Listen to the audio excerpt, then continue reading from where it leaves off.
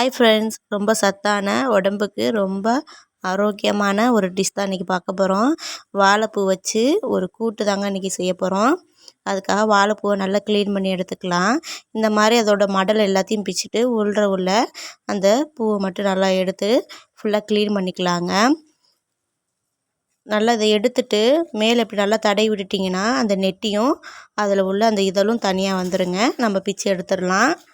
இது மாதிரி பிச்சு எடுத்துக்கோங்க. பாருங்கள், இது மாதிரி ரெண்டையுமே பிச்சு எடுத்துடணும்.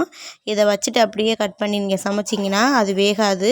அதே நேரத்தில் நம்ம அதை சமைச்சு சாப்பிட்டாலும் வயிறு வலி எடுத்துருங்க.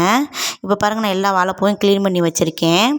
ஒரு பாத்திரத்தில் தண்ணி சேர்த்து அது கூட மோர் கொஞ்சமாக சால்ட்டு சேர்த்து கலந்து வச்சுருக்கேங்க. இப்போ இந்த வாழைப்பூவெல்லாம் குட்டி குட்டியாக கட் பண்ணி இந்த மோர் தண்ணியில் சேர்த்துக்க போகிறேன். எப்போதும் வாழைப்பூ க்ளீன் பண்ணும்போது நீங்கள் கையில் நல்லெண்ணெய் தேய்ச்சிக்கோங்க. இந்த மோர் தண்ணியில் ஏன் போடுறோன்னா வாழைப்பூ கருக்காது, அதுக்காக தாங்க. இந்த வாழைப்பூவில் இந்த அடிபாகத்தை சில பேர் சேர்த்து சமைக்க மாட்டாங்க. ஏன்னா அது கொஞ்சம் கசப்புத்தன்மை அதிகமாக இருக்கும். அதனால தான் நான் எப்போதும் சேர்த்து தாங்க சமைப்பேன். சேர்த்து சமைக்காத உங்களுடைய விருப்பம்தான். உங்கள் விருப்பம் போல் வெட்டி சேர்த்துக்கோங்க. இப்போது நான் ஒரு 100 கிராம் பாசிப்பருப்பை ஒரு 4 விசில் வர மாதிரி குக்கரில் வேக வச்சு ரெடி பண்ணி வச்சுருக்கேங்க. அடுத்ததாக நம்ம மோர் தண்ணியில் போட்டு வச்சுருக்க இந்த வாழைப்பூவை நல்லா அலசிட்டு தண்ணியெல்லாம் இருத்துட்டு தனியாக ஒரு பாத்திரத்தில் மாற்றி வச்சுக்கலாங்க. என்னோடய வீடியோ உங்களுக்கு பிடிச்சிருந்ததுன்னா ப்ளீஸ் லைக் அண்ட் ஷேர் பண்ணிவிட்டு வீடியோவை கண்டினியூ பண்ணுங்கள். நியூ வியூவர்ஸாக இருந்தால் என்னுடைய சேனலை மறக்காமல் சப்ஸ்கிரைப் பண்ணிடுங்க ஃப்ரெண்ட்ஸ். இப்போ இதுக்கு தேவையான அளவு தண்ணி ஊற்றி கொஞ்சமாக சால்ட்டு சேர்த்து இதை வேக வச்சிடலாம். இது கொஞ்சம் 3/4 பதத்துக்கு வெந்து வந்ததும் நம்ம இதை தனியாக அரைச்சி எடுத்துக்கலாங்க. பாருங்கள், கொஞ்சம் நல்லா வெந்து வந்திருக்கு. இப்போது இந்த தண்ணியை வடிச்சிட்டு வேறு பாத்திரத்தில் மாற்றிக்கலாம். இப்போது ஒரு அரிகண்டி எடுத்து அந்த தண்ணியை ஃபுல்லாக இருத்துட்டு வேறு பாத்திரத்தில் ஃபுல்லாக மாற்றிக்கிட்டேன். இந்த வேக வச்ச தண்ணியை குடிக்கிறது ரொம்பவே நல்லதுங்க. எங்கள் அம்மா எப்போதுமே இந்த மாதிரி அவிச்சாங்கன்னா எனக்கு ஒரு கிளாஸில் ஊற்றி குடிப்பாங்கன்னு நிறைய டைம் குடிச்சிருக்கேன். இப்போது அடுப்பில் தாச்சியை வச்சு தேவையான அளவு ஆயில் சேர்த்துக்கிறேன். கொஞ்சமாக கடுகு சேர்த்துக்கிறேன்.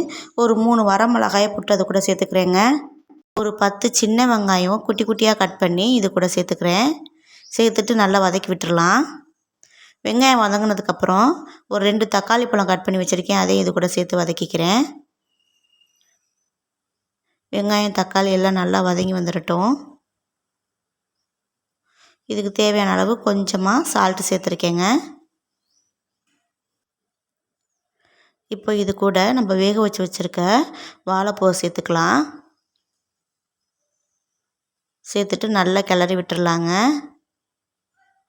இப்போது இந்த வாழைப்பூக்கு தேவையான அளவுக்கு கொஞ்சமாக சால்ட்டு சேர்த்துக்கலாம். நம்ம ஏற்கனவே வாழைப்பூ வேக வைக்கும்போது கொஞ்சம் சால்ட்டு சேர்த்துருக்கனால கொஞ்சமாக சேர்த்துருக்கேங்க. ஒரு 1/4 டேபிள் ஸ்பூன் அளவு மல்லித்தூள் சேர்த்துக்கிறேன்.